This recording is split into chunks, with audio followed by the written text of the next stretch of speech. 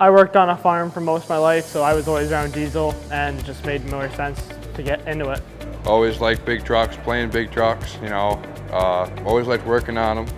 So I figured coming here would be a better way to further my education in diesel mechanics and learn more. It gave me a lot more opportunity because we do a lot of workbook training, a lot of online stuff, and a lot of hands-on stuff. So it gave me a lot of opportunity and I guess more openings to find what I can do for myself. So with that information, I went and I got a job in the industry. It really gets a good hands-on dive into everything. I mean, you touch from transmissions to electrical to engine repair and completely disassembling, and it touches everything and does a really in-depth detail of it.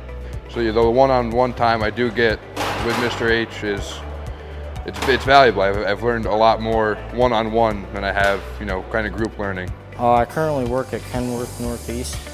I'm an apprentice technician.